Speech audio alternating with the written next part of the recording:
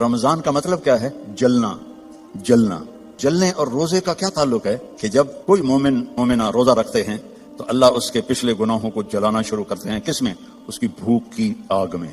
دوسرا، پھر تیسرا، پھر چوتھا۔ جب آخری روزہ آتا ہے تو اس کے سارے گناہ جل کے راکھ ہو جاتے ہیں، وہ بالکل پاک ہو جاتا ہے۔ میرا نبی دو جہان کا سردار، کعبہ قوسین کا مالک، کہتا ہے کاش میری ماں زندہ ہوتی اور میں عشاء کی نماز مسجد میں باجماعت مصلی پہ کھڑا ہوتا اور میں سورۃ فاتحہ بھی شروع کر چکا ہوتا۔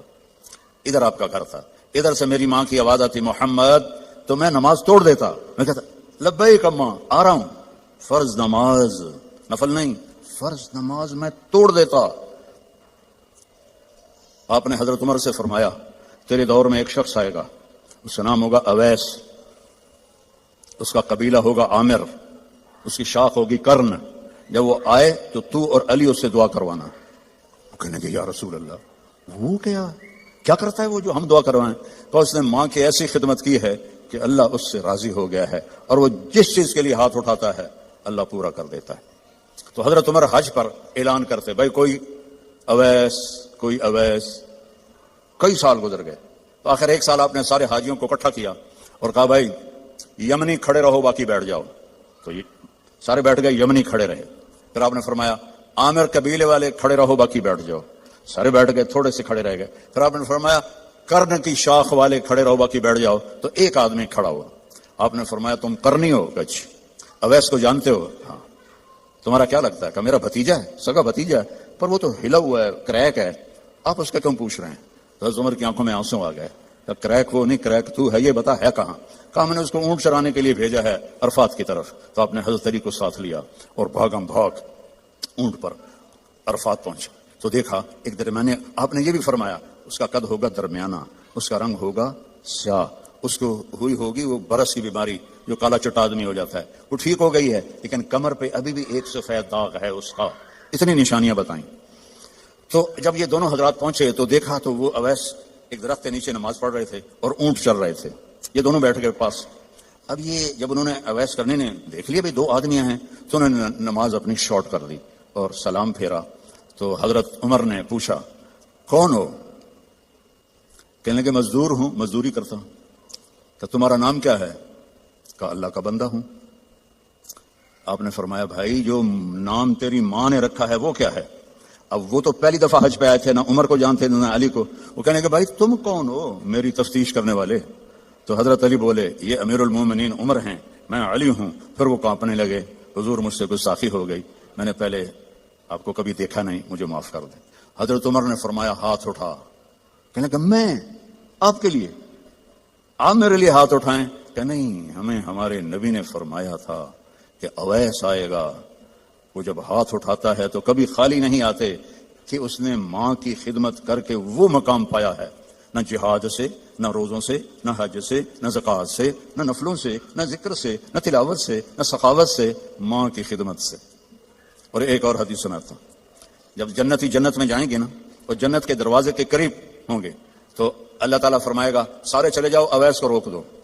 تو وہ گھبرا جائیں گے، تو کہیں گے یا اللہ مجھے کیوں روکا ہے؟ ماؤں کی قدر کر لو اگر زندہ ہیں، مر گئی ہیں تو ان کی قبر پہ جایا کرو۔ باپ زندہ ہیں تو قدر کر لو، مر گئے تو ان کی قبر پہ جایا کرو۔ تو اللہ فرمائیں گے اویس پیچھے دیکھو، جو پیچھے دیکھیں گے تو جہنم کے لوگ ایمان والے جو جہنم میں ہیں، تو اللہ تعالیٰ فرمائیں گے اپنی انگلی کو پھیرتا جا، جدھر جدھر تیری انگلی پھرے گی تیرے تو فیل سب کو جنت میں ڈال دوں گا جو تو نے ماں کی خدمت کی۔ نوجوان لڑکے لڑکیوں سے کہتا ہوں اپنی ماؤں کی قدر کرو، اپنے والدین کی قدر کرو۔ خاوند اور بیوی سے کہتا ہوں ایک دوسرے کو عزت دو، چپ رہنا سیکھو۔ اگر میں گرم ہوتا ہوں تو بیوی چپ ہو جائے، بیوی گرم ہوتی ہے تو میں چپ ہو جاؤں، تھوڑی دیر میں محبت قائم ہو جائے گی۔ اور خاوند اور بیوی کبھی لڑ بھی پڑیں اور پھر خود ہی صلح کر لیں تو اللہ ان کے پچھلے سارے گناہ معاف کر دیتا ہے۔ یہ اتنا بڑا رشتہ ہے۔ تو یہ ایک خوبصورت زندگی ہے، اس میں عبادات اتنی ہیں اور معاشرت اتنی ہے۔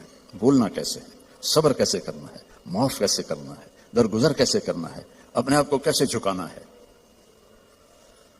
تو میرے بھائی بہنوں، اللہ کی قسم زندگی کا حسن نہ بڑے گھر میں ہے، نہ بڑی گاڑی میں ہے، نہ زیورات میں ہے، نہ بڑے عہدوں میں ہے. زندگی کا حسن نبی کی زندگی کو اپنانے میں ہے، کیونکہ زندگی اندر ہے، باہر نہیں ہے، اندر ہے. اندر میں نہ گاڑی، نہ رولز رائس جاتی ہے، نہ سزوکی جاتی ہے.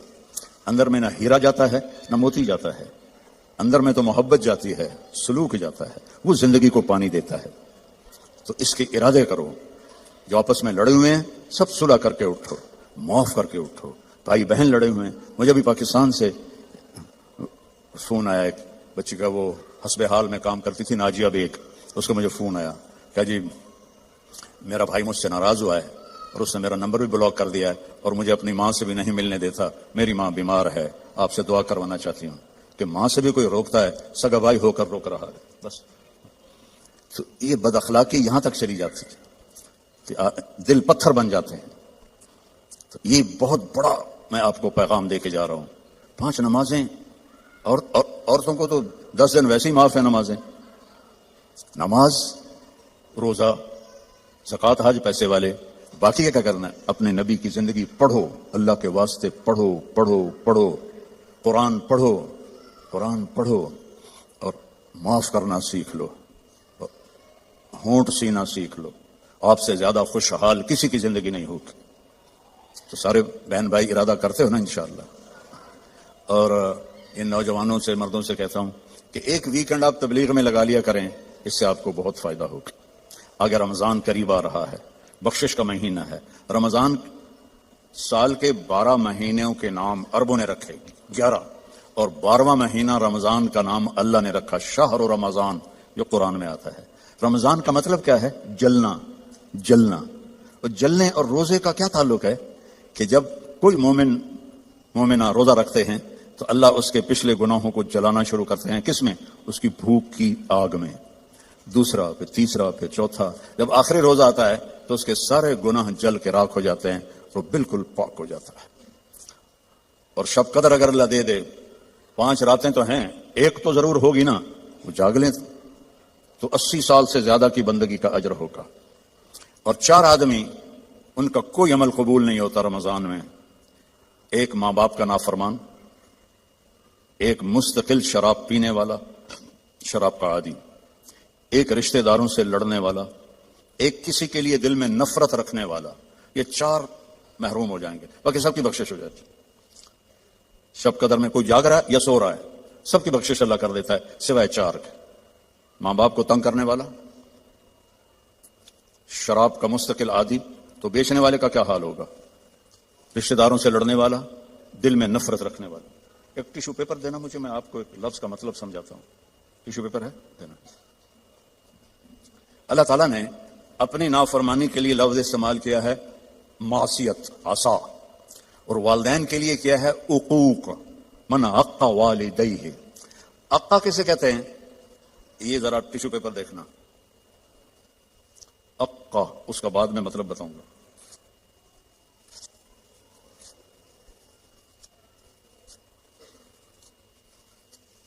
اب یہ جڑ سکتا ہے؟ کیسے پرزے ہو گیا ہے. جو والدین کو اتنا تنگ کرے کہ ان کا دل ایسے پرزے ہو جائے. عقا، عقا کا لفظ اپنے لیے اللہ نے کہا ہے نافرمانی، اور والدین کے لیے کہا ہے دل کو چیر کے رکھ دینا، دل کو چیر کے رکھ دینا. اللہ کے واسطے اپنی ماؤں کی زندگی کو غنیمت جانو، اپنے باپ کی زندگی کو غنیمت جانو. ان کی کڑوی بھی سہ لو، ان کی میٹھی بھی سہ لو، تو آپ کے لیے جنت کا راستہ اللہ آسان کر دے گا. ایک آخری حدیث سناتا ہوں. پہلے سنائی تھی جو باوضو رہے گا اللہ اس کا رزق بڑھائے گا. اب آخر میں حدیث یاد آ گیا. آپ نے فرمایا جو یہ چاہے اس کی زندگی لمبی ہو. کون نہیں چاہتا؟ 80 سال والا بھی کہہ رہا تھا دعا کرو اللہ حیاتی دے. پترا کرے دن بابا بس بھی کر اگاں جا، وہ پھر بھی کہتا ہے دعا کرو اللہ زندگی دے، صحت والی دے. ٹھیک ہے، کون نہیں چاہتا؟ جو یہ چاہے اس کی زندگی لمبی ہو اور اس کا رزق بڑھ جائے اور مرنے کے بعد اس کا نام بھی زندہ رہے، ماں باپ کی خدمت کرے اور رشتہ داروں سے اچھا سلوک کرے. یہ وہ ٹپس ہیں جو میں آپ کو اپنے نبی کی زندگی سے نکال کے دے کے جا رہا ہوں.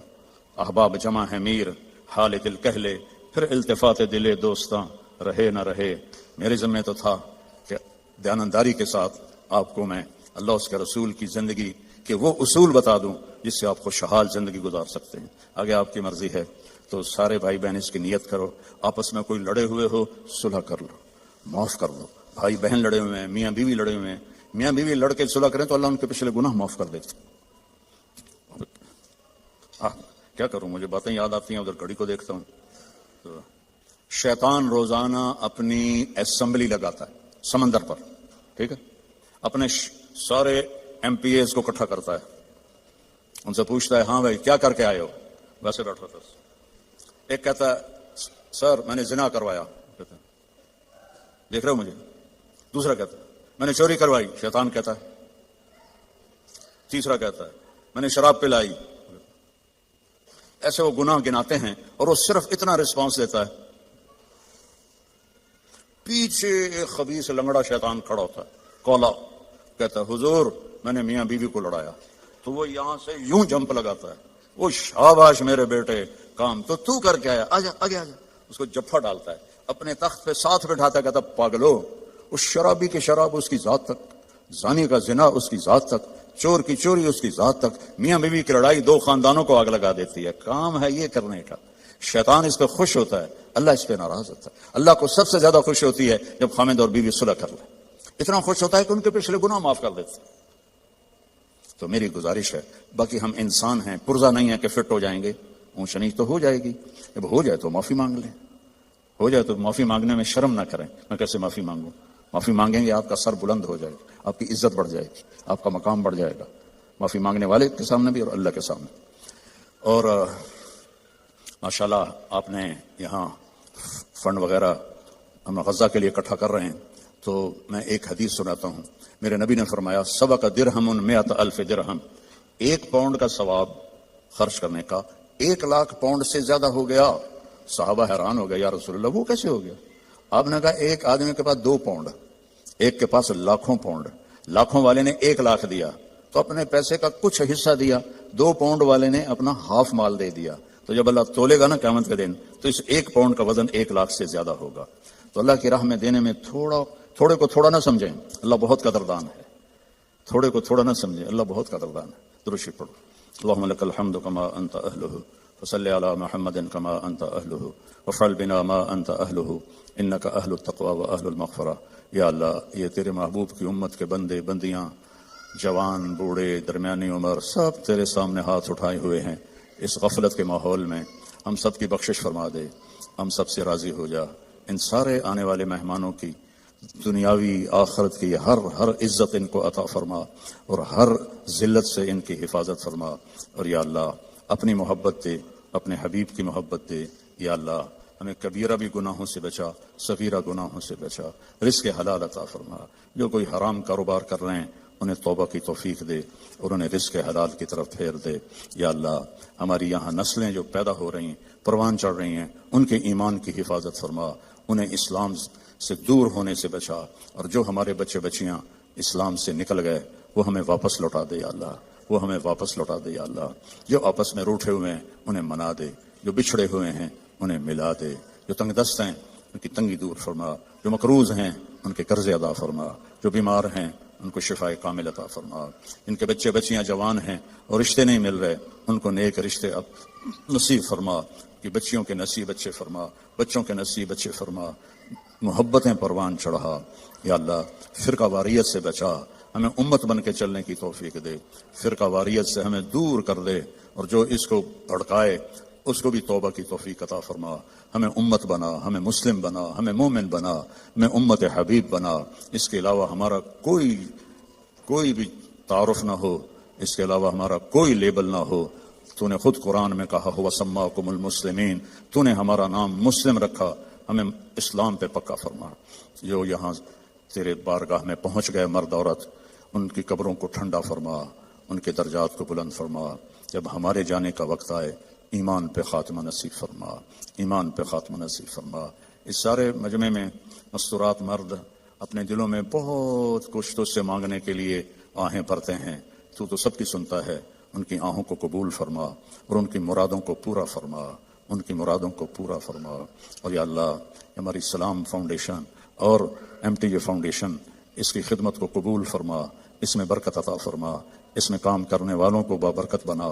یا اللہ تیری عزت کی قسم، تیرے بندوں کی مدد کے لیے ہاتھ پھیلایا ہے، ہمیں اس میں دیانتداری نصیب فرما، ہمیں اس میں دیانتداری نصیب فرما، اور ان دکھی بندوں کی فریاد تک پہنچنے کی ہمیں توفیق عطا فرما، اور ان سب آنے والے بہن بھائیوں کو اپنے خزانوں سے بہترین جزائے خیر عطا فرما، اور جنہوں نے یہ سارا پروگرام ارینج کیا ان کو بھی یا اللہ اپنے خزانوں سے عزتیں، کامیابیاں نصیب فرما۔